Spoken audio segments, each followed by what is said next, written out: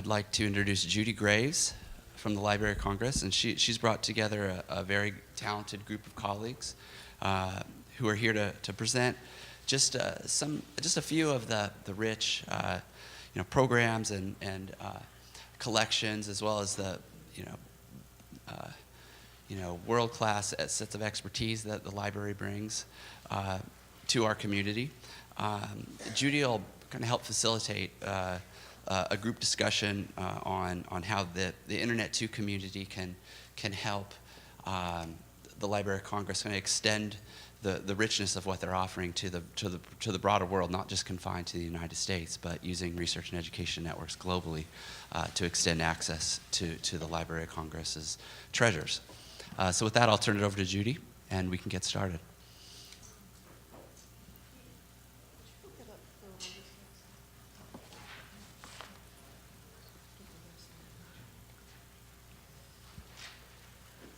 Good morning, everyone. Good. Interactivity, that's what we love. A little over 17 years ago, by some great stroke of good luck, I ended up coming to the Library of Congress. And once there, I learned that it was so much more than a big stack of books. It was wonderful colleagues that had interesting ideas and weren't afraid to just charge on and try to see what they could do with them. It was concerts, seminars, talks, presentations. It was training events. It was, let's see what the web can do. Let's move beyond video discs, CD-ROM, and explore this brave new world of the World Wide Web. Let's invent file formats and put them out on the web for people to use. Let's see what the copyright is and whether or not we can arrange to know everything there is about that so people will know whether they can use it themselves. Let's do. That's what I know about the Library of Congress. And it's also been my task and wonderful joy to be able to try to share everything that I've learned, first through building web pages for the library, then by conducting teacher training institutes, and then for the past 11 or 12 years, they're starting to add up, on distance learning and using video conferencing. And when the library joined Internet2 to start coming to this conference and meeting those of you who shared our dreams of being able to extend our reach beyond the Beltway to the American public and beyond. It is our mission, and this venue gives us an opportunity to actually fulfill that mission. And so I was able to talk to some of my colleagues, to have them come here and also talk to you about their hopes and their dreams and things that they would like to do, and perhaps to sort of start the idea of collaborating with those of you. You all have the technical expertise. We have the content, we have the staff, we have the resources. There have to be ways that we can leverage both of our wonderful characteristics and qualities to benefit K-20 lifelong learners, all of our constituents across the country. And that's what we hope to do here today. And I have people from 5 different areas of the library.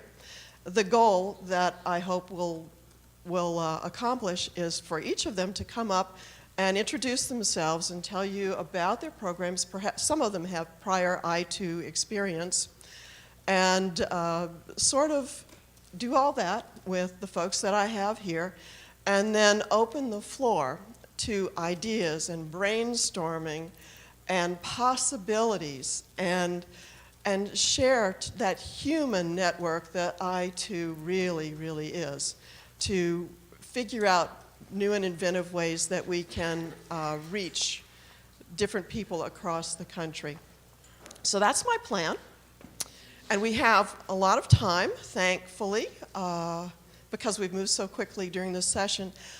I'd like to call up folks from the music division first to start us going. Then we'll do the poetry and literature folks, and then the American folk life. Those people are here right now. So my two colleagues, I'm going to let y'all introduce yourselves. And if you want to stand here, you're welcome to. If you want me to pull up your website for you, I will. Or you want to use your PowerPoint? So this is the music division. The library has, its organizational structure is that there's a big umbrella unit called Library Services, and there are custodial divisions within that. There are 22 custodial divisions where they have custody over these wonderful, rare, and unique items that we hold at the library.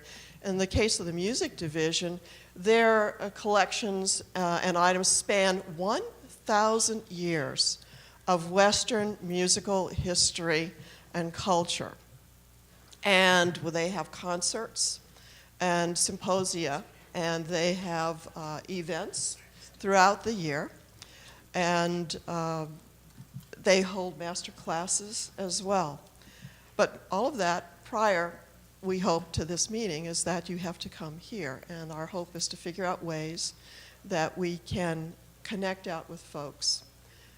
And we're waiting for a PowerPoint presentation to come up. Just a few more seconds. We can start if you want to introduce. Y'all ready? I'm Karen Lund. I'm the digital project coordinator for the music division. So I put together their websites and their interactive programs. This is David Plylar. He is a concert specialist at the library and works in the concert office, and also some of our educational programs. And I think David's going to start the conversation by telling you a little bit about what we have, because we realize that a lot of you may not be aware of the scope of our collections. I'm fairly new to the division. I just got there in August, and since I've just been in this kind of perpetual state of awe at the volume and quality of materials that we have available in the music division. I should mention that the music division encompasses all musical materials, but also performing arts in general. So this includes dance, theater, we have lots, our paper holdings include letters, all kinds of receipts from business transactions to not just manuscripts and scores. But I did want to give you a quick sense of some of the scope of those materials that we have available. It's something on the order of about 22 million items. So I very quickly pulled together just a couple of examples. And these, Karen will speak a bit more about this momentarily, but these are items that have been digitized so that you can have access to them through our Performing Arts Encyclopedia on our website. Here's just a 1539 collection of motets. Here's a Mozart manuscript. This is the Gran Partita. If you saw Amadeus, they use one of the movements in that. So this is the actual manuscript that the library holds. Here's a letter of Mozart. We have many letters from many different composers. This is a Beethoven piano sonata.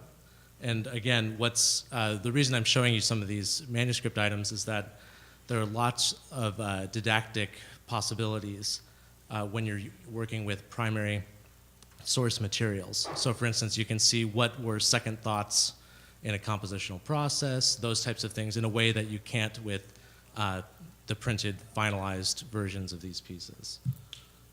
Here's a Mendelssohn octet. Here's a Brahms symphony. And again, these are all housed just down the road. Here's the Star-Spangled Banner, signed by Francis Scott Key. We have the Ballet Russe collection. So here's just an interesting photograph that's in our collection. Miles Davis. We have a significant jazz collection, a number of those available. This is Martha Graham at the premiere of Appalachian Spring, which was a commission of Aaron Copland from the Library of Congress. Here's Aaron Copland with Marian Anderson, who was a narrator for one of his pieces called Lincoln Portrait. There's Leonard Bernstein. And last but not least, our instrument collections are quite immense at this point. We have, it started with 5 Stradivari instruments, string, several violins, viola, and cello that were donated to the library in 1935. And from those, we've added additional instruments, including the largest collection of flutes in the world. So that's interesting. There's just a lot of materials there, and so this is just to give you a sense of the breadth of what is available. I have some bookmarks that I'm going to hand out to you that actually have the URL for our website, so you can go back and look at some of our collections. As David said, we have music, theater, and dance collections online. These are great for if you want primary sources, primary source materials for the performing arts in any of your programs. We have, as David indicated, digitized manuscript stores of famous composers such as Mozart, Beethoven, Liszt, Mendelssohn, and others.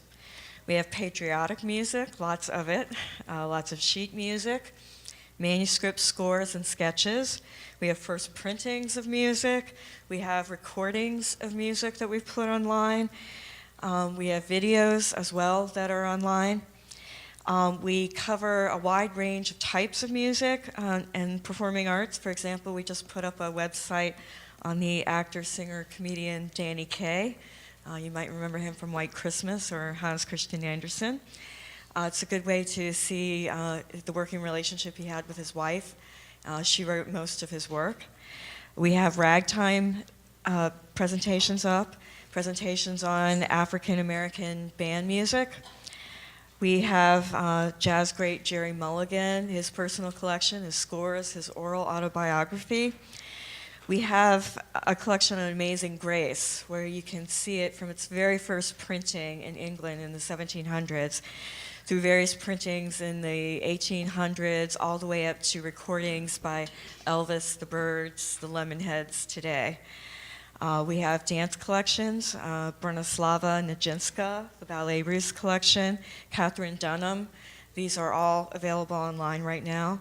We have a collection of Civil War sheet music and band music, so if you're planning Civil War presentations, this is a chance to bring in a musical component.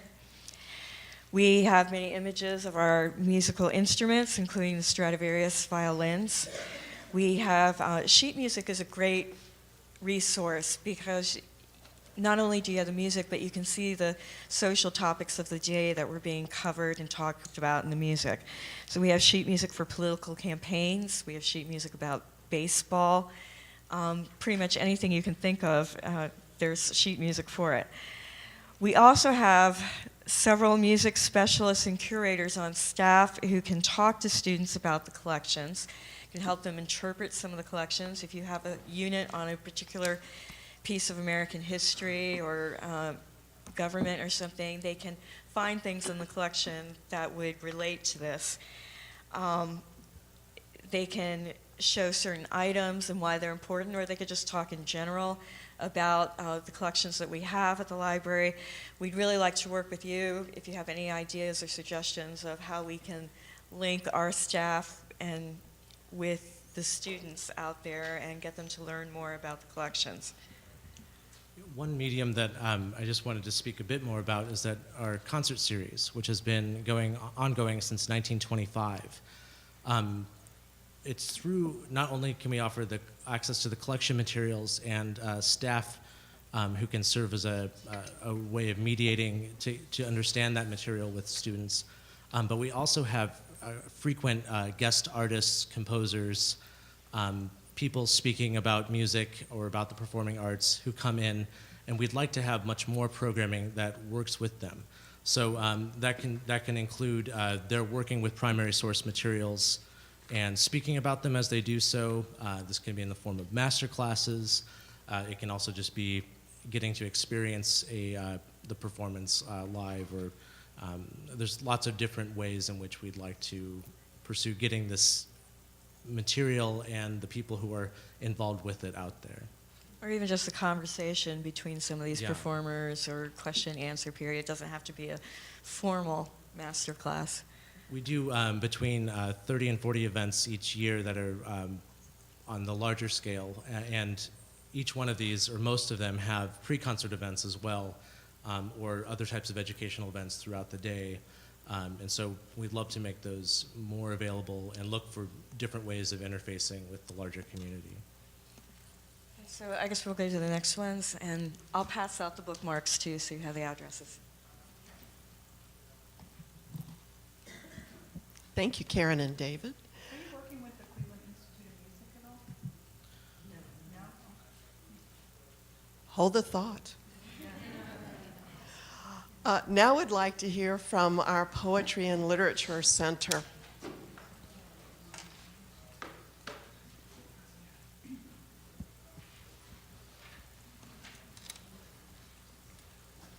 Let me just take the moment to switch over.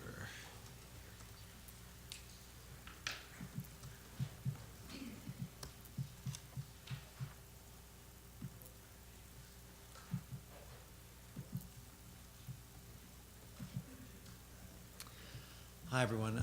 My name is Rob Casper. I'm the head of the Poetry and Literature Center at the Library of Congress. The Poetry and Literature Center is very different from the Music Division and many other divisions and centers at the Library of Congress in that we are not collections-based. We were founded 75 years ago as the home of the consultant in poetry, and in 1985, by an act of Congress, that was changed. That title was changed to the Poet Laureate Consultant in Poetry. So I'll show you right here. This is our website. This is our current Poet Laureate Consultant in Poetry, Natasha Trethewey. It is the most prestigious position for a poet in the country. We also run some 30 to 40 programs annually, and we have this website with a blog. You can see what the website looks like. I'll show you. Here are upcoming programs. For instance, on Wednesday, April 24th, we have a program celebrating the birthday of our first Poet Laureate Consultant in Poetry, Robert Penn Warren, with a local writer and a national poet. We haven't done that much with Internet2. In fact, the only programming that we've done with Internet2 from my particular office, and Peter Armenti from our digital reference division will talk a little bit more about the work that he's done related to poetry and literature. But we've had 2 poets laureate who have participated in web conferences. Our last poet laureate to do that was Philip Levine. He connected with about a dozen libraries, high schools, and 1 senior center. What we did in the hour-long program is have him talk about a few of his poems and then open it up to a Q&A. And it was a great opportunity for students and people at these libraries across the country. We had one high school in Hawaii, and they were actually pretty vocal in asking questions. All these folks from places that don't normally get visits from the Poet Laureate Consultant in Poetry had the opportunity to interact with him. It was a wonderful program. And I'm hoping that we can continue to do programs like that. Our current Poet Laureate is less interested in connecting with people technologically. And in fact, she has opened up her office, which is up in the attic of our Jefferson building, for office hours over the course of the past 5 months. So she's taken a very real, very one-on-one physical approach to connecting to the general public. But the office is very committed to finding ways to virtually connect the laureate and many of the poets and writers who come through the library and do programs with us with a larger public in much the same way that the music division just described, you know, through Q&As, through presentations, through something that can help us reach out nationally and be a really truly national library. So let me turn over to Peter Armenti, who could talk a little bit more about the other poetry and literature resources we have.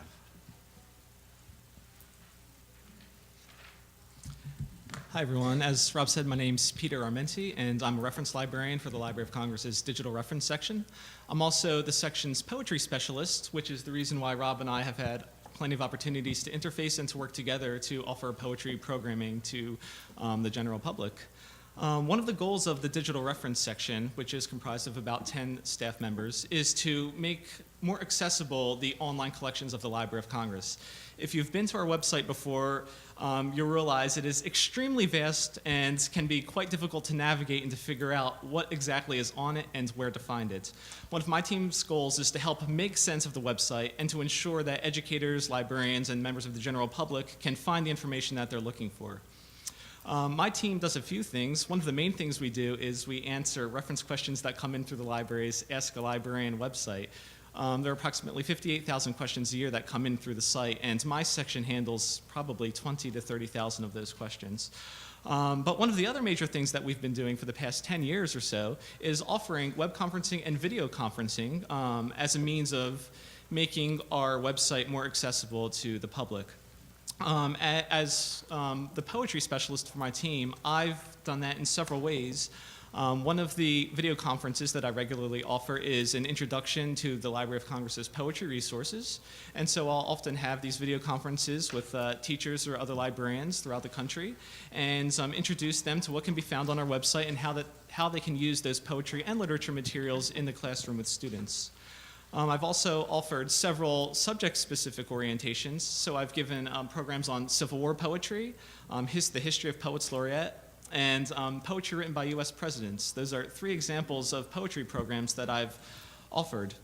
And anybody can come to our website and can sign up to participate in those types of programs, and we're happy to offer them. I can briefly show you some of the supporting material that I've created as a reference specialist to support the programs that I've offered through video conferences. So this is a guide to poetry resources available on the library's website. And to support some of the video conferences that I offer, I've created various web guides that users can come to and access beforehand and during the programs. So for instance, if we're looking at this page, which is on poetry written by U.S. presidents, in the past I've given a program that looks at this topic, and I'm able to use the website in conjunction with a video conference to take people to the various primary sources that we have on our collection, which I've aggregated and made available through this guide. So for instance, if you're interested in learning the poetry that George Washington wrote when he was an adolescent in love, you can come to this page and you can see this poem that he wrote. And I love pointing out this poem because it's an acrostic poem, and if you look at the first letter of each line in the poem, it begins to spell out the name Frances Alexander, which is the young lady he was infatuated with at the time that he wrote this. And so by aggregating the primary source materials related to poetry on our website into several web guides, I've made it much easier for people, for the general public, and for educators to find these resources on our website, and also to host different programs through video conferences and web conferences related to those subjects. And I'm interested in learning more about ways that I can continue to offer these types of programs to the public, ways that I might, different types of resources I could potentially create to support new programs on different topics, and again, ways that I can work with the Poetry and Literature Center to offer additional programming. So we look forward to having a conversation about that. I hope you all are just turning away with ideas for us. Okay, great. And now could we hear from the American Folklife Center? And while they're coming up, I'll pull up their website.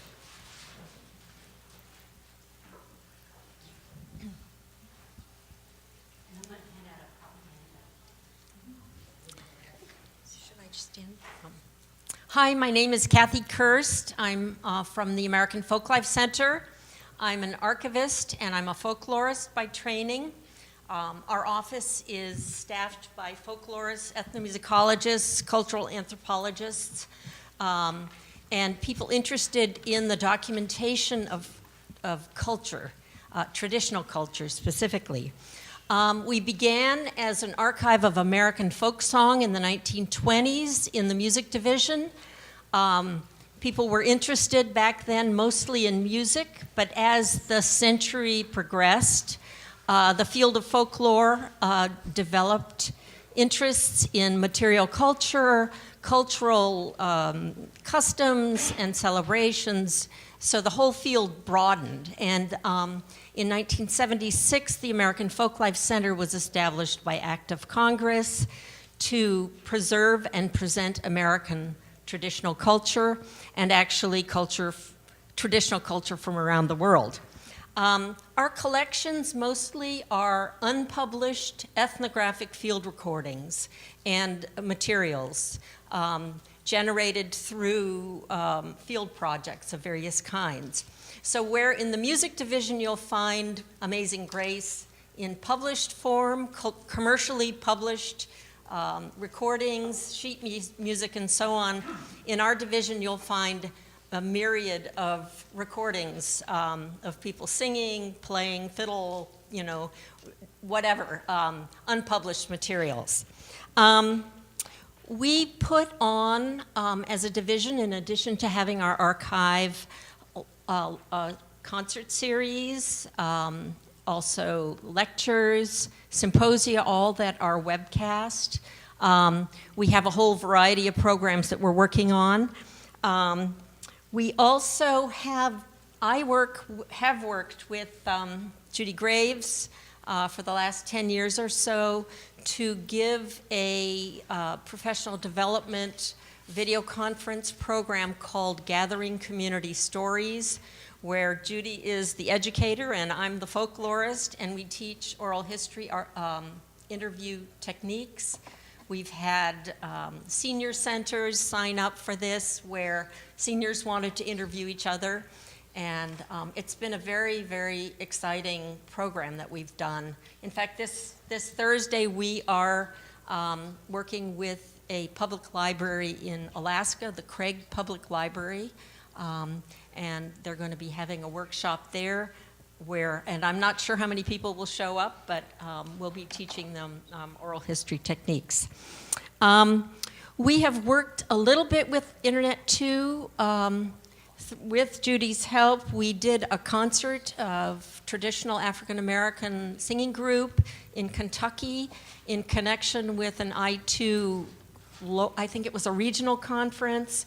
We had the state folklorists for the state speaking. We had someone from our office interviewing the performers, several sites, and that was very exciting, and we were very pleased to be involved in that. I think I'll hand over the mic to Nancy.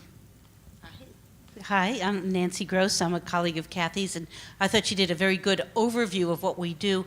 As she said, we're not doing too much with Internet2, but we're looking forward to possibilities.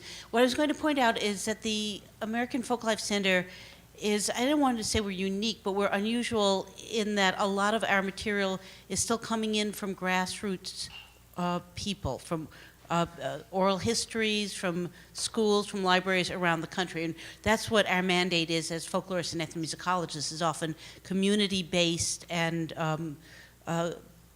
grassroots-based material. So we're excited about the possibility of reaching out through more direct means to collect either interviews or recordings, or we're you know, the really endless possibilities.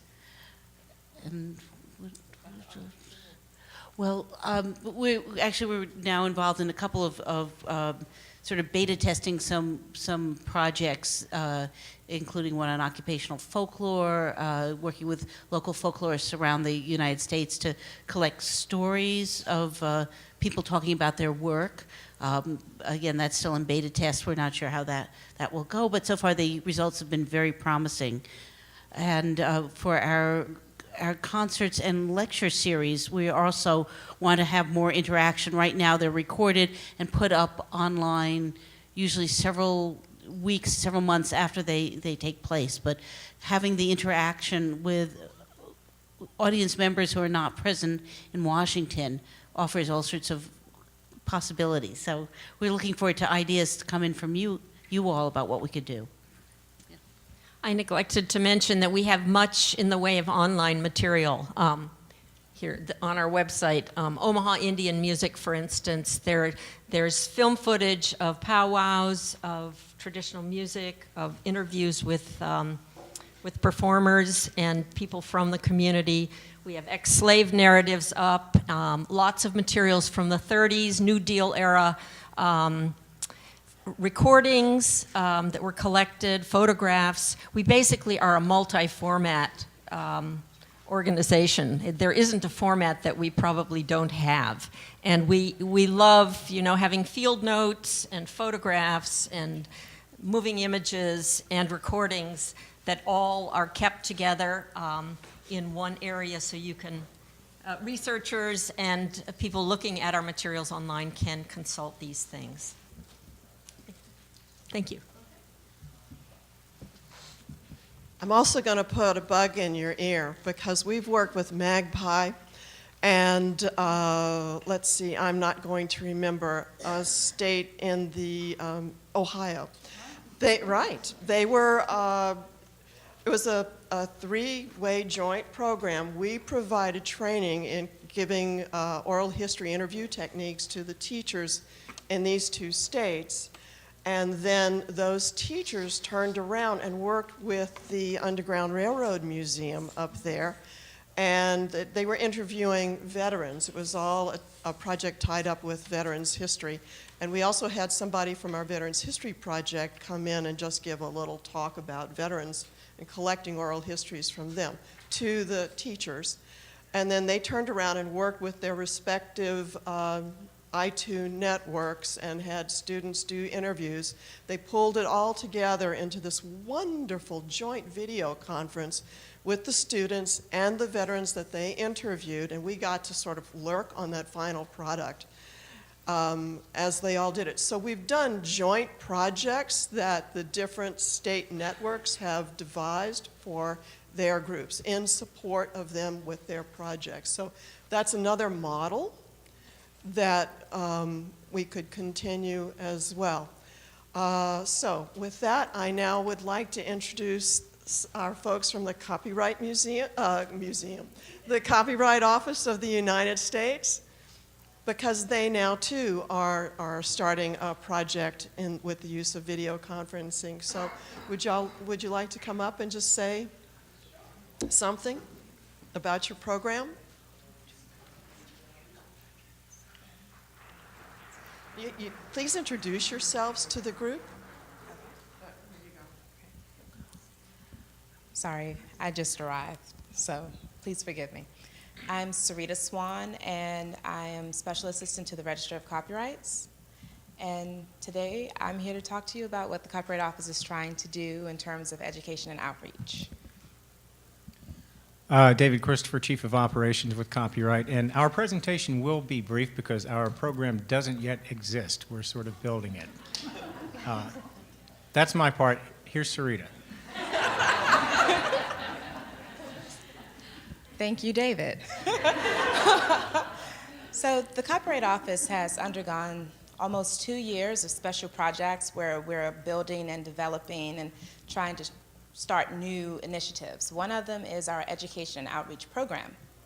And so as part of the education and outreach program, we're interested in collaborating with different educational institutions and libraries and other types of institutions that may be interested in copyright information.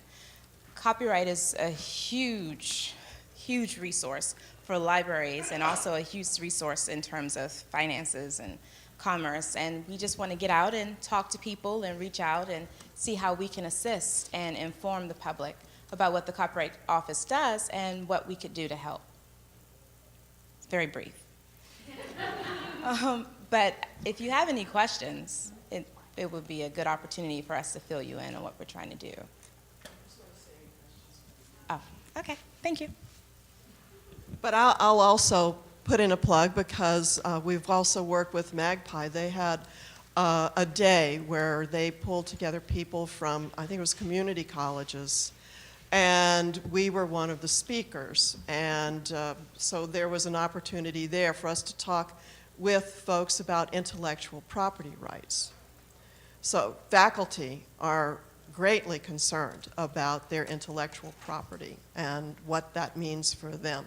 And a colleague from Peter Vankovich from a dear friend who's retired, was gracious enough to come with Rob Kasnick to talk to the folks there. So we have done projects in the past, but they were sort of ad hoc. And now there's a real push for a program, and they would really welcome your input as to what you feel is useful out to you all in the field. So, more ideas. The last group that I'm going to ask to talk to you is our Ed Outreach group. And they're sitting right here. So again, would y'all come on up, introduce yourselves, and talk about what y'all would like to see as a way of a collaboration. Hi, I'm Leanne Potter. I'm the new kid on the block at the Library of Congress. I started at the library about 3 months ago. I was at the National Archives before that for 16 years. So every day at the library is a marvelous learning experience. And I have to say that coming to meetings like this is incredibly useful because I'm taking great notes for my own purposes. And my daughter was doing some really great acoustic poetry the other day at school in 4th grade. And I'm thinking, I don't think she's seen George Washington's. So I'm also wearing the hat of, have we ever done anything on that? So we'll talk later about it. The office that I direct, the Office of Educational Outreach, is the office that manages the Teaching with Primary Sources program. So if your institution is a partner in the Teaching with Primary Sources program, you may already know a little bit about what my team does. Our job is developing and facilitating professional development opportunities for educators in the K through 20 realm. We've got kindergarten teachers who have found extraordinary ways of integrating primary source materials and analysis into their classroom instruction, and we are absolutely all about facilitating more of that. I'm going to pull up the website, and as I pull it up, I'm going to let Stephen do some show and tell, and he can show you his favorite parts because he's in charge of this website, and maybe it'll be fun to see if we have similar favorites or not. Okay. Hi, I'm Stephen Wesson. I'm an educational resource specialist at the Library of Congress, and as Leanne was saying, we really are focused on making the materials from the library's collections usable and available to K-12 teachers or K-20 teachers for effective use. This website, loc.gov/teachers, is really one of the main hubs of our efforts. As you may have heard, the library has about, I don't know what the latest number is, about 30 million of our primary sources digitized and available online for free to teachers everywhere. And for us, this represents a tremendous educational opportunity. And primary sources offer they pack an educational punch that secondary sources really don't. These are the raw materials of history and culture. Well, and you can imagine, when you tell teachers that you've got 30 million resources available, you know what their first reaction is. Right. It's too much, I can't take it, I can't find anything. So really, so much of what our programs do is get those resources into the hands of teachers in some very usable ways. So the first page that I pulled up is the classroom materials page. For instance, primary source sets. We've chosen some of the most frequently taught topics. They're the number one on the list, and have rounded up a few of the most high-value primary sources for that topic. So you can see we have Abraham Lincoln, immigration, the Industrial Revolution, and we surface maybe 18 to 20 primary sources on each one of those topics so that the teachers don't have to go in and try to find them. But we also provide teaching materials along with them so that they have suggestions for integrating into their teaching right away. As you know, one thing teachers don't have enough of is time, and so we try to create almost grab-and-go materials that let them get started with primary sources in their own teaching as quickly as possible. And some teachers know exactly what they want to do with those materials. For example, the George Washington poem. A classroom teacher who's already teaching that strategy might be very, very inclined to just slip that particular document into an existing lesson plan. Another teacher might not, because they're not quite sure how to go about it. And so providing some really deliberate strategies for integrating primary sources is another element of the program. So I pulled up the professional development section. And since standards and state content standards and Common Core standards are such a big part of K-12 teachers' everyday lives these days, all of our classroom materials are searchable by both individual individual state content standards and by Common Core state standards. So once again, teachers can surface what they need quickly. Our professional development program is really centered around building the strategies for using these primary sources most effectively. And we try to reach teachers where they are and therefore offer our PD in a number of formats. We have online modules, each one about 40 to 60 minutes long, that teachers can take, on their own and get an hour of PD credit. They can learn how to search the Library of Congress website, but also how to really dig deep into strategies for primary source analysis. We also have resources that are available for any professional development facilitator. We have a customizable PD builder that lets you choose from among all of the library's PD activities according to your own PD needs, and our system will then print up a facilitator's guide for the PD facilitator so that you can, once again, it's grab and go. You can print that out or put it up in HTML format and take it straight into your PD environment if you're presenting primary source-based professional development. Lately, we've been offering a series of webinars also that are centered around primary sources. I think those are back on the main PD page, which is hard to get back to from there. Let's see. Let me just back up if I can. I'll just go back to teachers. Back to the teachers page. And then because then you can talk about That's it right.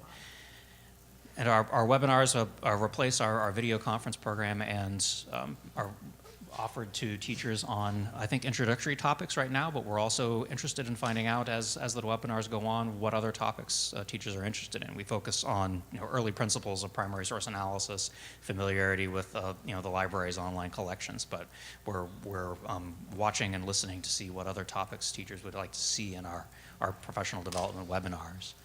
I think those are some of my main highlights. Yeah, What I do you? wanted to point out one other element, which is really, I hope, a conversation starter. And that is the Teaching with Primary Sources program that our office manages makes available grant dollars to different institutions to continue the work that our office is doing to provide professional development for educators. Many of the partners are on college campuses, and last year, the team did an evaluation of the effectiveness of programs. And one of the pieces of information that came out of that evaluation was that teachers who participate in professional development opportunities through the library, who are relatively new to the teaching profession, are more likely than educators who've been in the profession for a while to integrate those resources and those strategies. Knowing that now that we've got some evidence to it, we are really interested in additional ways that we can start reaching teachers very early in their careers. Specifically, we'd like to start working very deliberately with pre-service teachers, those young, energized, enthusiastic people who want to go into the classroom. We would love to start working very deliberately with some methods instructors on college campuses to start working very deliberately with those teachers. So with that, one last thing that I just wanted to point out is the blog. Oh, right. So let me show that real quick, and then we'll stop and we can do the question and answer. As a way of keeping our message fresh and keeping in touch with our teacher audience, we publish a blog for teachers, the Teaching with Library of Congress blog. It comes out 2 or 3 times a week and is really focused on providing, concrete teaching suggestions and spotlighting individual primary sources. Each blog post is almost a self-contained teaching activity, but it allows us to really shine the spotlight on the many different interesting aspects of our primary source collections, from poetry to music to individual strategies for working with different formats. It helps us not only get our message out, but also foster conversations. We get to find out what teachers want, what they value in what we do, and what they'd really like us to start doing instead. And I'm just going to end by pulling up the blog post on the Q kindergartners working with primary sources. As you can see, it's never too early to begin doing close observation and asking critical questions about primary sources. It's exciting to see. We're ready for questions. Okay, it's your turn. I just have a quick comment on your trying to reach. I think you're supposed to use these. One of the things that I do is I try to connect with professors who are teaching students who want to be in education, and I invite them to participate in our special events. We had Bob Jones University just participated in the Ben Carson event, so that gets them excited about what kind of technologies are being used in a classroom, and they're actually the participants.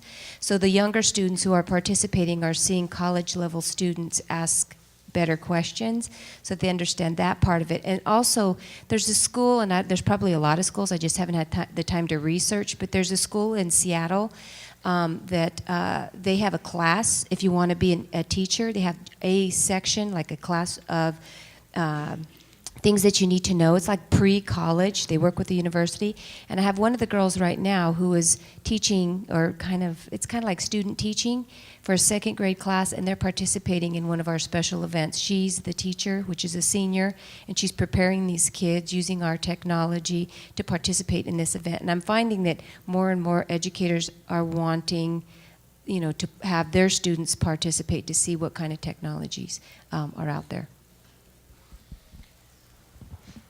My comment was when you were talking about reaching the new teachers. It's just, hi, Sarita.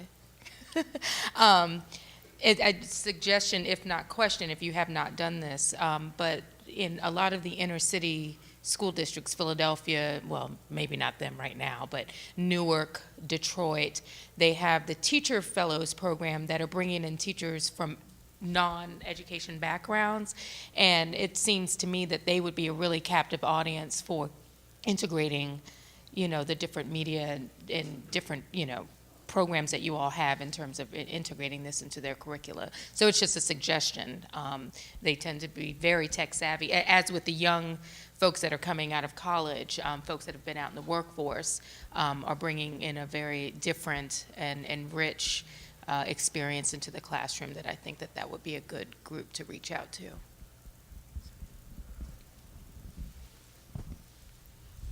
Other ideas or comments? We do have just a practical note. Judy put together a great list of everybody that's presented today, and a brief kind of bio on each group, and we've linked to that from our agenda page on the Internet2 conference site. So and we could send it around. I have everybody's email address. It's here. That just to help facilitate the connections piece to keep the conversations going. Right. The BTOP grants. That's what has spurred the Alaskan Public Library to contact us. So that work that is being done is having an immediate impact.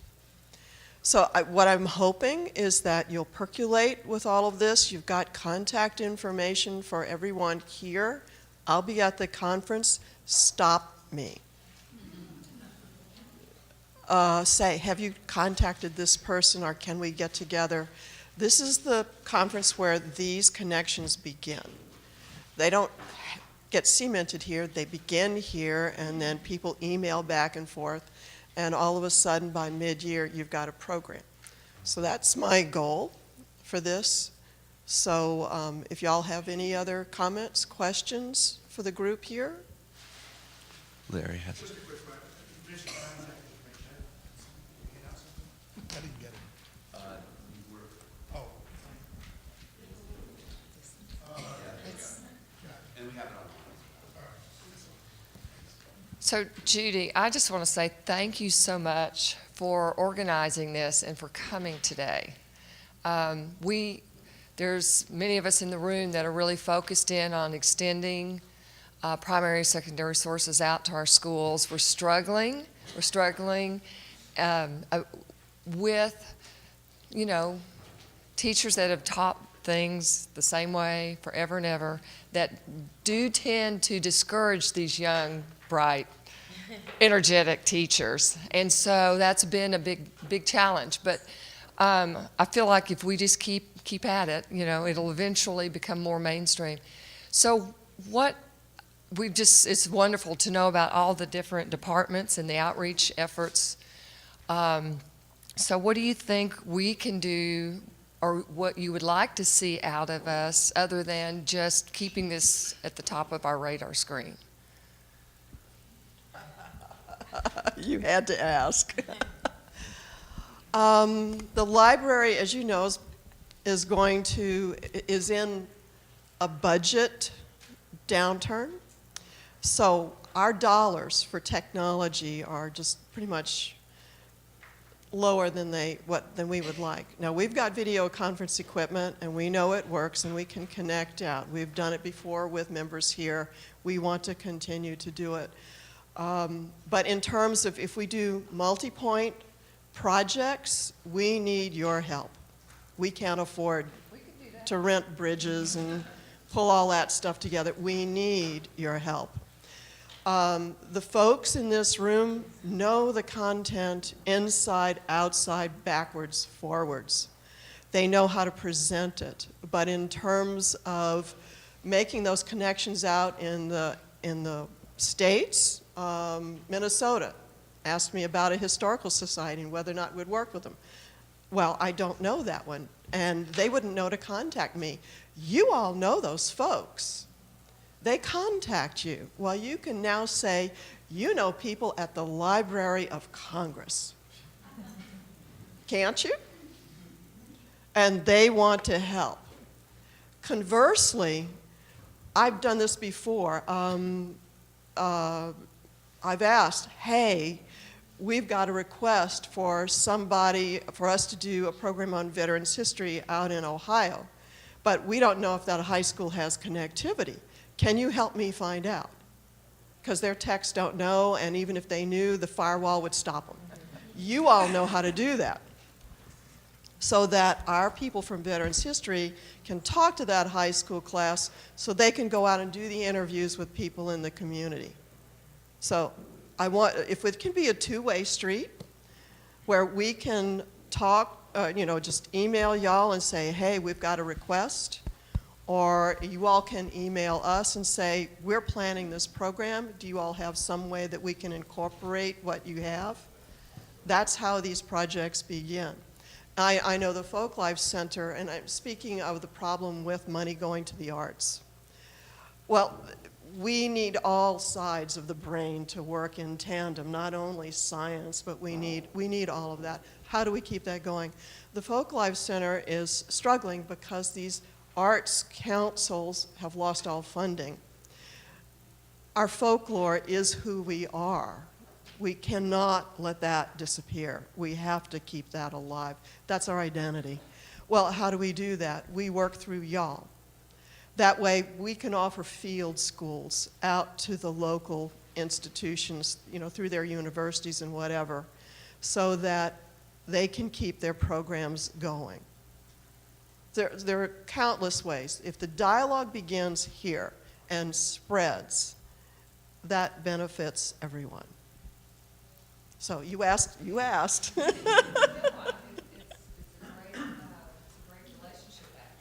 Yeah, and I think, I don't know how long the library has been a member of Internet2. I guess it's about 7 years now, something. But I started coming right when the library joined because I saw the potential of this group to help us extend out to the American people what they really should be able to tap into immediately. And that's the wealth that the library holds for the American people. And that's our goal, to get this stuff out there. Our part of our mission is to, and I'm probably going to butcher this because I keep trying to memorize it, but we are charged with extending the knowledge and creativity, or preserving and progressing the knowledge and creativity of the American people for the American people. And the only way we can do that is with the expertise in this room. That's our mission. That's why all of these folks gave of their time today to come and talk to y'all. They believe in that as strongly as I do. And I think as strongly as you do. Are the links on Muse? Not yet, Okay. but that is something we can work together. I think once the site gets live, that's one of the roles Muse can play. Is our community is as Judy and Carol alluded to, we're a really important sort of liaison group representing over 66,000 community anchor institutions. Exactly the sort of institutions that that everyone from the Library of Congress has indicated are the sort of the target audience. So our helping to connect the library with that community is I think an important role our community can play, and Muse is certainly one way to help make that connection happen. So I think we can talk. That can be a follow-on conversation as to whether you see it as maybe a valuable place to sort of describe what it is each unit's offering, and it will be an effective way to sort of get the word out. Yeah, I just had a quick question. I noticed several of the speakers talked about not much was going on over Internet2, and I was curious, are you tracking that data?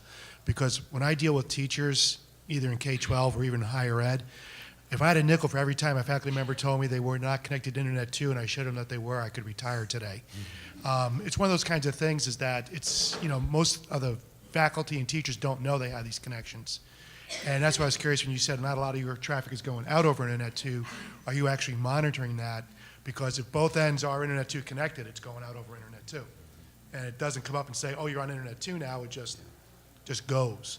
It's all done at the router level. So just curious, are you tracking the data? I stopped tracking the data because I had so many people saying they weren't connected, and I'd go to, there's a page on I2 where you can track your connection to see if you're a member, and I would send them there, and they'd find, oh, yes, I am. They don't know it. They don't know it. I guess I should at one point write, I've been mentioning programs we've done with I2 folks and haven't even bothered to write them down. They just happen and we do it. It's sort of like a Judy Garland show. Let's just put on a show. So, Judy, I want to echo Carol's comments to just thank you for bringing all these amazing folks here today, and thank you all for taking time out of your schedules to come down and talk to us. It's an amazing array of resources you've shared with us. And I want to just also mention that it's so amazing that it is overwhelming. There's so much there, and I know you all hear this a million times. What I'm kind of thinking is that we want to minimize you having to do this again and again and again for all of our schools. We all represent the different state networks and the regionals that are, working with the schools and have interest in the programs and resources that you offer. I'm starting to think that maybe we need to offer a sort of regular mini course or overview of all that you offer, like we've seen here today, but make that available for teachers. Then we can archive it, which you know all about. You've done that, so yeah? Yeah, we've got a program for that. Okay, so I mean, it just seems like we want to minimize you having to go out and do this again and again for all the different schools that we represent, and we want to streamline the process for getting this information out to them. And I think, linking to it in Muse is great, but having something interactive as a sort of mini overview of this is wonderful too. So thanks again for coming. So when you do your professional development, do you issue the continuing ed credits? That was my question too. So the question, you want to go ahead? Yeah, just if, when, So our remote. okay, because there are so many different approaches to professional development, we have 5 summer institutes for teachers that are on site. That's one 45-hour approach. We have partnered with the folks at PBS to do another 45-hour course. Again, at the end of that, the teacher can print out, and you know how districts are. It depends on, what their requirements are and what they accept and so forth. At the end of the online modules, again, teachers can print out what they've participated in, and in most cases, the schools acknowledge that as continuing ed credit or seat hours, or you name the state what they call it. In most cases, yes, they can get a document that says they've participated, and in most cases, their schools and their districts accept that. I think the only difference is in our summer teacher institutes, if you come, for the teachers who come to Washington for our face-to-face week-long professional development experiences in the summer, we do have a relationship with George Mason that results in 3 hours of graduate credit.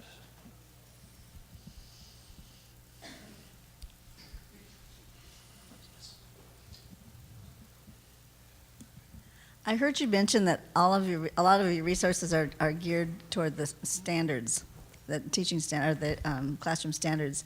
Is there a way to get some kind of a listing of where those are, or how because we have a resource in our state where teachers can search by standard to find resources. Oh, great. Okay, thank you.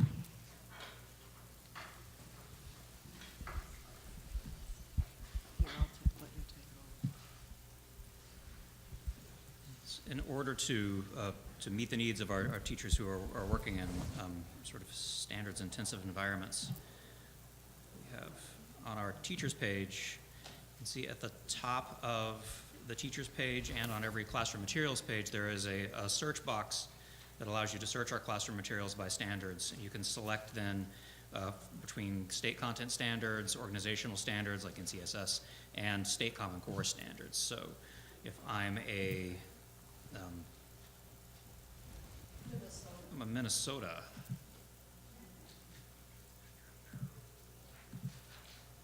10th grade, ELA teacher, then you should be able to get the results.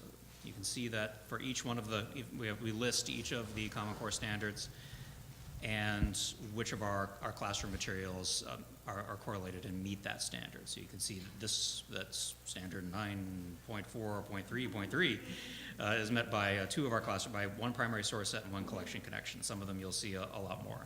We don't develop our content specifically to meet individual standards, but rather we have the content that we have correlated to the standards because the standards change so often.